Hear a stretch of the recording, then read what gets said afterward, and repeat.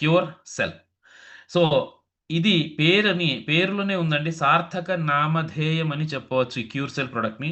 Cell అంటే మన కోటాను కోట్ల సెల్స్ మన బాడీలో ఏవైతే ఉన్నాయో, ట్రిలియన్స్ ఆఫ్ సెల్స్ ఏవైతే ఉన్నాయో, ఆ సెల్ పైన ఇది పనిచేస్తుంది. ఇది ఏ డిసీజ్ పైన, డిజార్డర్ పైన పనిచేసేది కాదు. బట్ ఆ సెల్ పైన మనకు పనిచేస్తుంది. ఏ రకంగా ఇందులో ఉన్న కాంబినేషన్‌ని మనం ఒకసారి చూసినట్లయితే, ఇంగ్రీడియెంట్స్‌ని ఒకసారి చూసినట్లయితే, ఎంతటి అద్భుతమైన ఇంగ్రీడియెంట్స్ ఉన్నాయి అంటే, మనకు అంతటి అద్భుతమైన ఇంగ్రీడియెంట్స్ ఉన్నాయి. ఎందుకంటే, మనకు ఒక సెల్ డ్యామేజ్ అయితే టిష్యూ డ్యామేజ్ అవుతుంది. టిష్యూ డ్యామేజ్ అయితే ఆర్గాన్ డ్యామేజ్ అవుతుంది. ఆర్గాన్ డ్యామేజ్ అయితే ఆ ఆర్గాన్‌కి సంబంధించిన డిసీజో, డిజార్డర్‌లో మన బాడీలో స్టార్ట్ అవుతుంది. మరి ఈ రకంగా సెల్ డ్యామేజ్ అవ్వడానికి కారణాలేంటి అని చూసుకుంటే చాలా రకాల కారణాలున్నాయి. అందులో ల్యాక్ ఆఫ్ న్యూట్రిషన్ అని, ఫ్రీ రాడికల్స్ అని, కెమికల్స్ ఎఫెక్ట్ అని, ఆ తరువాత మనకి డీజనరేటెడ్ మనకి ఏమంటాం ఏజ్‌కి సంబంధించి వయసు పెరిగే కొద్దీ జరిగే డ్యామేజ్. సో, అలాగా సెల్స్ డ్యామేజ్ అనేది అవుతూ ఉంటాయి. ఇన్‌ఫ్లమేషన్స్ వల్ల డ్యామేజ్ అవుతూ ఉంటాయి. ఇలా ఎన్నో రకాల కారణాల వల్ల మనకు డ్యామేజ్ అవుతుంటాయి. మరైతే ఇక్కడ ఉన్న ఇంగ్రీడియెంట్స్ ఏం చేస్తున్నాయి? పోషకాహారాలు అందిస్తున్నాయి. పోషక పదార్థాలు అందిస్తున్నాయి. అద్భుతమైన సూక్ష్మ పోషకాలు మన ప్రొడక్ట్‌లో ఉన్నాయి. దీనివల్ల ఏమైపోతుందంటే అక్కడ పోషకాహార లోపాల వల్ల డ్యామేజ్ అవుతున్న సెల్ రిపేర్ అవుతుంది. ప్రపంచంలోనే ఇంతవరకు సైన్స్ కనుగొన్న పవర్‌ఫుల్ యాంటీ ఆక్సిడెంట్ ప్రొడక్ట్స్ ఏవైతే ఉన్నాయో వాటిలో మనకిక్కడ ఉన్నాయి. ఒక అసాయి బెర్రీ కావచ్చు, ఆస్ట్రాజాంథిన్ కావచ్చు, బ్లూ బెర్రీస్ కావచ్చు.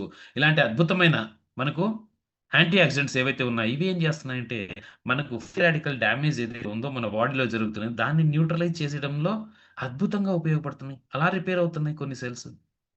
ఇంక ముఖ్యంగా ఏవైతే డెడ్ సెల్స్ ఉంటాయో ఇర్రిపేరబుల్ సెల్స్ అటువంటి వాటిని రీప్లేస్ చేయడం కోసము మనకు అద్భుతమైన plant based stem cell product grape stem cell and apple stem cell, సోలార్ విటిస్ అండ్ మాలస్ డొమెస్టికా ఇవి ఏం చేస్తున్నాయంటే ఎక్స్టర్నల్‌గా మనకు stem cell plant based stem cell అనేది అందించడమే కాకుండా ప్రతి ఒక్కరి శరీరంలో ఏదైతే స్టెమ్ సెల్ ప్రొడక్షన్ జరుగుతోందో, ఆ స్టెమ్ సెల్ ప్రొడక్షన్ అంటే హ్యూమన్ స్టెమ్ సెల్. నా బాడీలో జరిగేది నా స్టెమ్ సెల్. మీ బాడీలో జరిగేది మీ స్టెమ్ సెల్. అలాగా దీన్ని తీసుకున్న ప్లాంట్ బేస్డ్ స్టెమ్ సెల్ మన బాడీలోకి రావడం అనేదే కాకుండా, మన బాడీలో ఇంటర్నల్‌గా జరిగే ఏదైతే స్టెమ్ సెల్ ప్రొడక్షన్ ఉందో, దాన్ని అప్ టు 80% దాకా మనకేదైతే ఉందో దీన్ని ఇంక్రీజ్ చేయడంలో సహాయపడుతుంది. ఎప్పుడైతే అది ఇంక్రీజ్ అవుతోందో, ఏమవుతుంది? మనకి డ్యామేజ్డ్ సెల్ హెల్తీ సెల్‌తో, స్టెమ్ సెల్‌తో రీప్లేస్ అనేది అవుతున్నాయి. ఎప్పుడైతే ప్రొడక్షన్ పెరిగిందో, రీప్లేస్‌మెంట్ ఫాస్ట్‌గా జరిగిందో, ఆటోమేటిక్‌గా డ్యామేజ్డ్ సెల్ అన్నీ హెల్తీ సెల్ అవుతున్నాయి. ఎప్పుడైతే సెల్స్ హెల్తీ అయ్యాయో, టిష్యూ హెల్తీ అవుతుంది. టిష్యూ హెల్తీ అయిందో, మనకు ఆర్గాన్స్ హెల్తీ అవుతున్నాయి. ఎప్పుడైతే ఆర్గాన్ హెల్తీ అయిందో, ఆటోమేటిక్‌గా ఆ ఆర్గాన్‌కి రిలేటెడ్ ఇష్యూస్ ఏదైతే మనకు డిసీజెస్, డిజార్డర్స్ ఉన్నాయో అవి బయటకి వెళ్తున్నాయి. ఈ రకంగా అత్యంత ప్రభావవంతంగా మనకు ఎంతో మందికి ఎన్నో రకాల డిజార్డర్‌లతో మనకు బాధపడే వాళ్ళకి మనకు ప్రొడక్ట్ వచ్చేసి ఇంతవరకు సహాయం అనేది చేయడము జరిగింది. సో, ఈ రకంగా మనకనేది ఏదైతే మనకి స్టెమ్ సెల్ అనేది ఉందో క్యూర్ సెల్, స్టెమ్ సెల్ ఇప్పటిదాకా చాలా అత్యంత అద్భుతంగా కొన్ని వందల, వేల రకాల హెల్త్ ఇష్యూస్ పైన మనకొచ్చేసి అది పాజిటివ్ ఫలితాలనేది ఇవ్వడం జరిగింది.